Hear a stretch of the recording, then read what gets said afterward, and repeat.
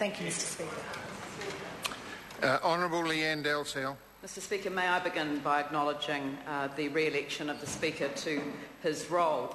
I have new portfolio responsibilities, Canterbury earthquake recovery, civil defence and emergency management, and consumer rights and standards.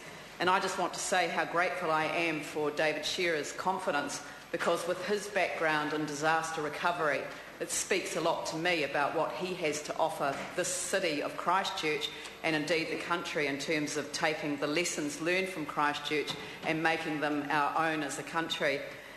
We all know about disaster recovery. It requires 3 or 4 particular things: quality communication, community engagement, building resilience, but most of all, leadership. And when I talk about leadership, there is a difference between the leadership that's required in a response effort, which of course is command and control. People need to do what they're told. They need to know that they can rely on the decision maker. But in recovery, it's different. It's inclusive, it's engaging. It's a really important way of ensuring that the community is able to go with those decision makers. The Minister has mocked the well-established principles of recovery by saying that all we are asking for is to sit around in groups and sing Kumbaya. He says that he is rewriting international best practice on a day-by-day basis, and that's actually what deeply disturbs me. International best practice is based on the evidence that is gained from both successes and disasters. And so when there has been a failure of recovery, those lessons have been learned and they are available to us. This government is placing a great risk on a minister who wants to rewrite history and rewrite our future. Mr Speaker, when the Prime Minister spoke on the 23rd of February, the day after our dreadful earthquake, of which we acknowledge the anniversary next week, he says, on behalf of the government, let me be clear that no one will be left to walk this journey alone. New Zealand will walk this journey with you. We will be there every step of the way. Christchurch, this is not your test. This is New Zealand's test. I promise we will meet this test. Mr Speaker, today I'm asking the Prime Minister and the Minister for Earthquake Recovery to meet the challenge that he quite rightly set the government the day after the disastrous earthquake.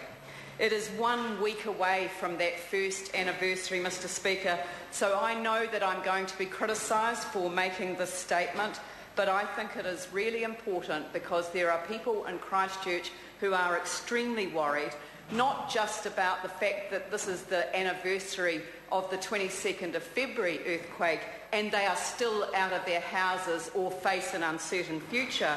It is because it is nearly 18 months since the first earthquake, and some of them have been out of their houses since the first earthquake, and some of them still don't have the basic services that we would expect in a first world country.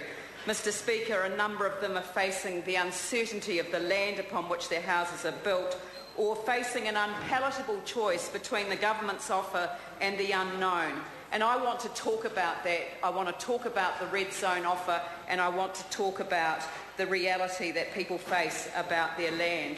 The first thing I want to mention, though, is how the government has communicated the land decisions, because I actually personally think there is nothing worse than the way the government has chosen to do it, by briefing the media about the future of the land and not the people who are affected by the decisions. On the 23rd of June 2011, the media had already been briefed sufficiently to be able to lead the front page of the press with what the decision was going to be announced at lunchtime that day. As local MPs, we were given a 15-minute heads up of the detail of the announcement. On the 18th of August, the Kaiapoi decisions were announced. Affected residents were denied admission to the press conference where the future of their land was disclosed. On the 19th of August, the details of the Red Zone offer were launched immediately following the opening of the Sarah Recovery Assistance Centre, and there were a number of things about that announcement where the government didn't kind of point out that the that there was no right of appeal on the amount of offer. They didn't mention that at the press conference.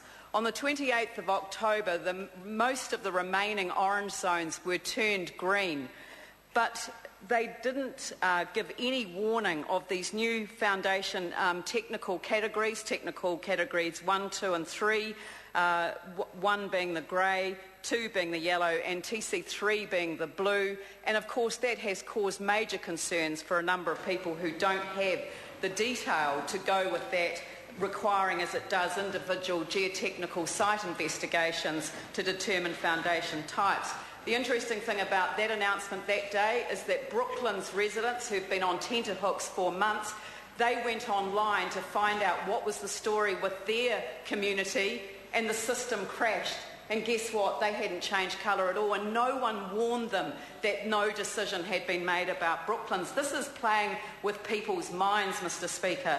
On the 17th of November, a text message from the Minister's office in the morning said there were announcements that afternoon. We were briefed at 12 o'clock. At 2 o'clock, the people of Brooklands found out that they were subject to the red zoning decision, but they didn't find out that that was going to happen until the press went out to ask for their response to how they felt about being red zoned.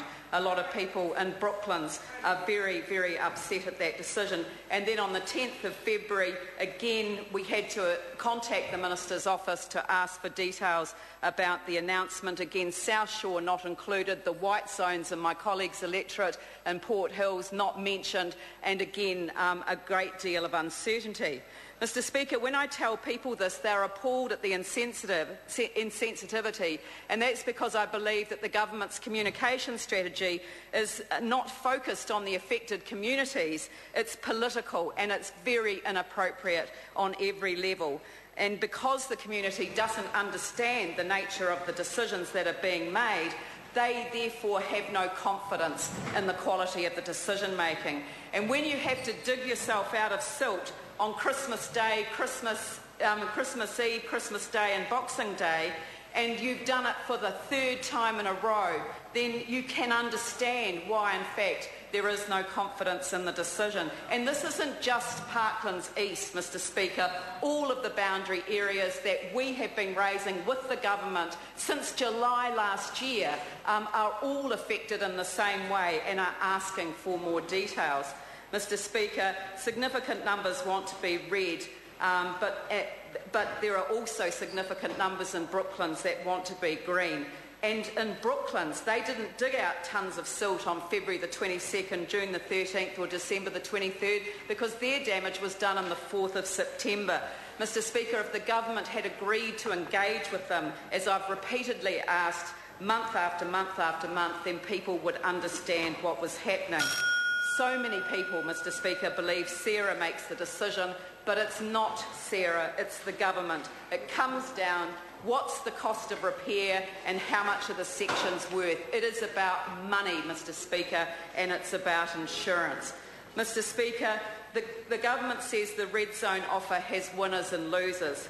Well, it sure does, and there are different shades of losers. Mr. Speaker, I lose out on what the government has described as an extremely fair deal, Mr. Speaker, but I'm not losing as much as many of the people that I'm privileged to represent.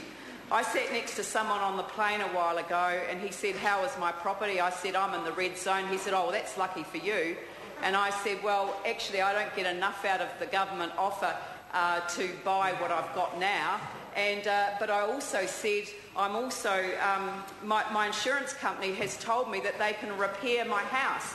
But the point is, and the person sitting next to me said, "But how can they repair your house? You're in the red zone." And that's the problem. The government's given in to the insurance industry and let them off the hook for what we are entitled to. We signed up for replacement policies with our insurers, and we expect the government to stand by our side, as the Prime Minister promised us on the 23rd of February, and enable us to move on with our lives, not to do any better. We don't want to be winners, we just want to break even, and that isn't an unreasonable thing for people to ask. That's what many people and the people of Christchurch are asking the government to understand and to reflect on as we head into this time. And maybe we could think about what the word kumbaya means.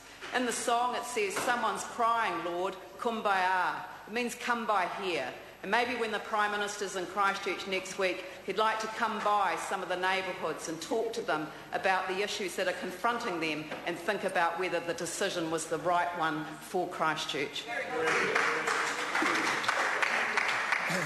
Members, we come now to the maiden statements from the Green Party.